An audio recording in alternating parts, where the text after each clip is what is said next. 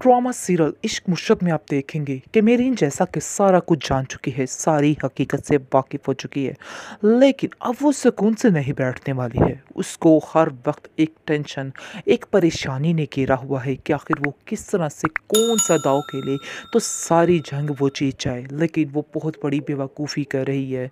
वो शमीर के दिल में और ज़्यादा नफरत डाल रही है, क्योंकि सब अब जान चुके हैं कि अब ये रिश्ता ज़्यादा देर नहीं चलने वाला है। क्योंकि साफ साफ शमीर ने पहले ही कह दिया था, लेकिन जो बहाना बनाया था अब उसको भी खोल कर बताएगा और कहेगा कि नहीं, मुझे किसी का कोई डर कोई परवाह नहीं है, इसलिए बेहतर यही है कि मुझसे दूर रहा जाए।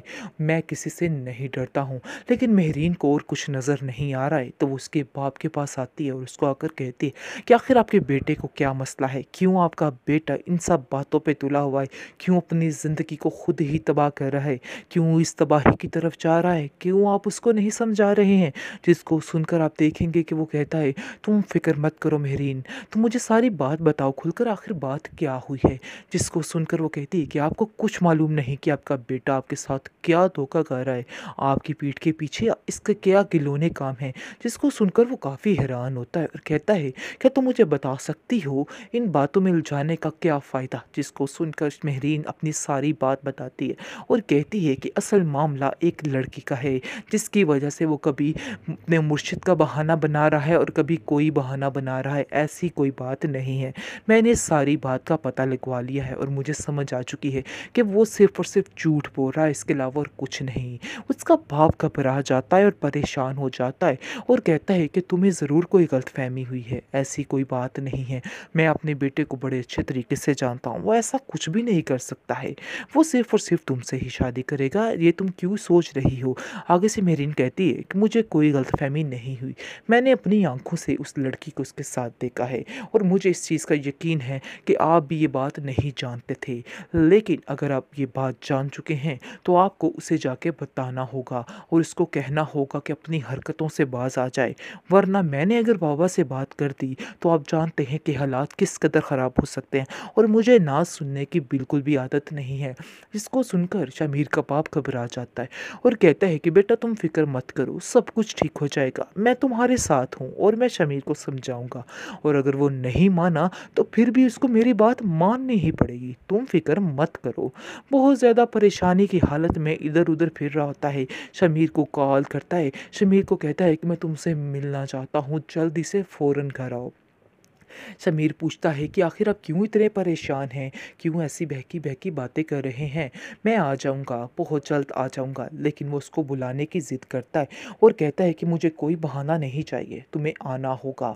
और जैसे ही वो उसके पास आता है तो सारा किस्सा उसका खोल के बताता है और कहता है कि मेरीन इन सब बातों के सख्त खिलाफ है और मैं नहीं चाहता कि मेरीन के दिल में कोई भी शक आ पहुँचे, इसलिए बेहतर यही है कि अपने दिमाग के तालों को खोलो और अपनी दुनिया अगली दुनिया की तरफ ध्यान दो। ऐसा ना हो कि तुम्हारे हाथ से हर चीज़ निकल जाए, और मैं ये बात कभी बर्दाश्त नहीं करूँगा, क्योंकि मैं तुम्हें बहुत ज़्यादा कामयाब होता हुआ देखना चाहता हूँ। मैं बस यही चाहता हूँ कि तुम ही हो, तुम ही हर तरफ हो। इसलिए बेहतर यही है कि उस लड़की को छोड़ा जाए, शिबरा का नाम भी इस घर में दोबारा नहीं लिया जाएगा। और तुम भी अपने दिमाग में बिठा लो, अगर तुम ये बात चाहो ना चाहो, लेकिन मेहरीन ही इस घर की बहू बनेगी और ये मेरा आखिरी फ़ैसला है। आगे से आप देखेंगे कि शमीर गुस्से में कहता है, ये आपका लालच बोल रहा है, आपका प्यार नहीं है मेरीन के लिए, बल्कि सिर्फ और सिर्फ एक लालच है।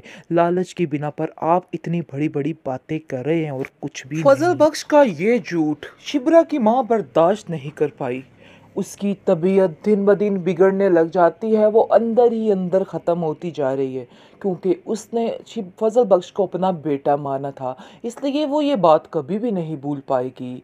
इसलिए आप देखेंगे कि वो कहती है शिप्रा से कि मुझे यकीन नहीं आ रहा कि इस इंसान ने इतना बड़ा धोखा हमारे साथ किया है, कोई ऐसा भी किसी के साथ कर सकता है भला। जिसको सुनकर आप देखेंगे कि शिप्रा कहती है कि मुझे खुद इस बात का यकीन नहीं था कि कितनी चालाकी और होशियारी के साथ उसने हर बात को हैंडल किया है, हर चीज़ को संवारा है। मुझे तो खुद उस पर यकीन नहीं आ रहा, अभी भी आंखों से देख के भी यकीन नहीं कर पा रही हूँ क्या हकीकत है और क्या झूठ है। जिसको सुनकर आप देखेंगे कि सुकैना आती है और सुकैना कहती है कि आप कैसी बातें कर रहे हो? क्यों अपने आप को हल्कान कर रहे हो इन बातों से? आप लोगों को क्यों समझ नहीं आ रही है कि वो सिर्फ़ और सिर्फ़ शिब्रा से मोहब्बत करता था जिसकी वजह से उसने इतना बड़ा कदम उठाया है। लेकिन आप लोगों को तो इस बात की समझ ही नहीं आ रही है। शिब्रा कहती है कि मुझे फ़ज़ल बख्श से ज़्यादा दुःख अपनी सगी बहन पे है, जिसने अपना होते हुए हमसे इतनी देर इतनी बड़ी बात छुपा के रखी। तुम जानती थी सुकैना कि इतने बड़ा सच खुलने पर कभी भी हम लोग उसको एक्सेप्ट नहीं करेंगे। फिर तुमने झूठ क्यों बांधे रखा? क्यों इतनी देर तक झूठ बोलती रही? तुम्हें ऐसा नहीं करना चाहिए था।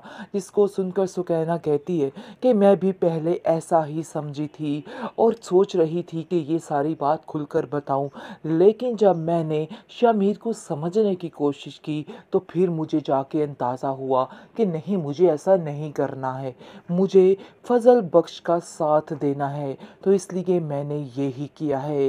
लेकिन जी बहुत ही परेशान हो चुकी है सुकैना, क्योंकि कोई भी उसकी बात सुनने को तैयार नहीं और शमीर बार-बार उससे कॉन्टैक्ट कर रहा है और कह रहा है कि सुकैना कुछ करो प्लीज़, मुझे तो कुछ समझ नहीं आ रहा, ऐसा लग रहा मेरी सारी कश्तियाँ जल चुकी हैं।